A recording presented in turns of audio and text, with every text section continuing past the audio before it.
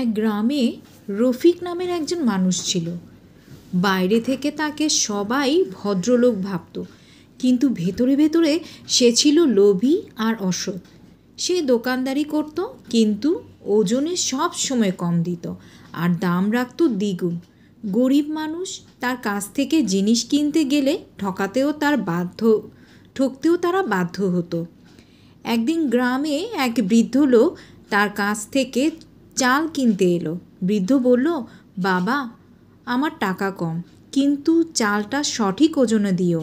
রফিক মুখে হাসি দিয়ে চাল মাপল, কিন্তু গোপনে আধা সের চাল কম দিয়ে দিল। বৃদ্ধার চোখে পড়ল না, সে চাল নিয়ে চলে গেল। কিন্তু আশ্চর্য হলো, সেই রাতেই রফিকের দোকানে আগুন লেগে সব পুড়ে ছাই হয়ে গেল। কেউ ক্ষতি করেনি, তবে তার অসততার জন্য আল্লাহর কড়া শাস্তি হিসেবে ফিরে এলো। পরের দিন গ্রামের মানুষ বলল, অসৎ মানুষ কখনোই টেকে না। সেদিন থেকে রফিক বুঝল, অসততার হয়তো কিছু সময়ের লাভ হয়, কিন্তু শেষমেশ সব হারাতে হয়। সততাই জীবনে আসল মূলধন। আজকে বিকেলে মনে হচ্ছিল একটু পাকোড়া খাই। তো পাকোড়া খাওয়ার জন্য তো অনেক কিছুই লাগে, অনেক ভেজিটেবল লাগে। তো চিন্তা করলাম যে কোনো কিছুই হাতের কাছে নাই আপাতত এমন করে পাকোড়া খাওয়ার জন্য। তো গাছে ছিল সবজি, মানে পুঁইশাক পাতা। তো ওই পুঁইশাক পাতা দিয়ে আর বেসন দিয়ে তৈরি করে নিলাম পাকোড়া। তো এই পাকোড়াটা কিন্তু খেতে অসাধারণ লাগে। এই পাকোড়াটা শুধু আমার নিজের জন্যই ভাজছি না, আমি কিন্তু আমার পাশের ফ্ল্যাট যিনি আছেন তাকে দিব, তার সাথে শেয়ার করব। তো এই পাকোড়াটার সাথে কিন্তু থাকছে পটেটো বল। এই পটেটো বলটাও তোমাদের সাথে রেসিপিটা আমি শেয়ার করব খুব শীঘ্রই। আর এই পাকোড়াটা খেতে কিন্তু অসাধারণ হয়েছে। দেখো ভাজছি আর কি সুন্দর ফুলে উঠেছে, আর খুব লোভনীয় লাগছে নিশ্চয়ই তোমাদের কাছে। তো তোমাদের সাথে যদি শেয়ার করতে পারতাম অবশ্যই খুব ভালো লাগতো। তো রেসিপিটা শেয়ার করতে পারছি, তোমরা অবশ্যই রেসিপিটা দেখে তোমরা নিজেরা তৈরি করবা। আর এখানে কিন্তু খুবই সামান্য ইনগ্রিডিয়েন্টস লাগছে, বেসন লাগছে, লবণ আর সামান্য মরিচের গুঁড়া।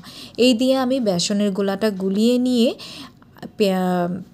পুঁইশাকের পাতাটা ভিজিয়ে সুন্দর করে দেখো মাখো মাখো হয়েছে ব্যাটারটা। এই ব্যাটারের মধ্যে আমি নিয়ে নিচ্ছি আর সুন্দর করে এরকম ফোল্ড করে নিয়ে ভেজে দেখো কি সুন্দর।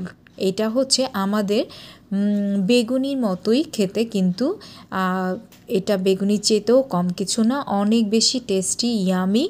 আর আমি কিন্তু তোমাদের বলেছিলাম যে পটেটো বলটা আমি তোমাদের সাথে শেয়ার করব। তো পটেটো বলটা শেয়ার করার আগে তোমাদের দেখায় নিচ্ছি যে আমি এটা ফ্রোজেন করে রেখেছিলাম।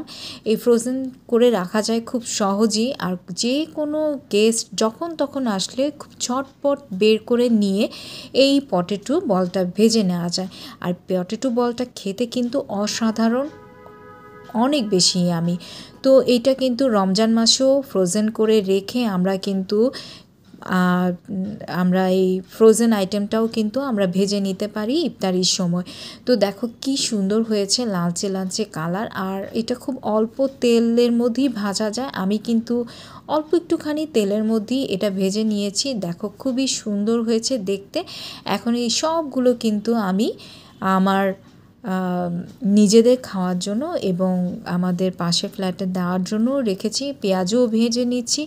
তো আজকের মতো এখানেই বিদায় নিচ্ছি। আল্লাহ হাফেজ।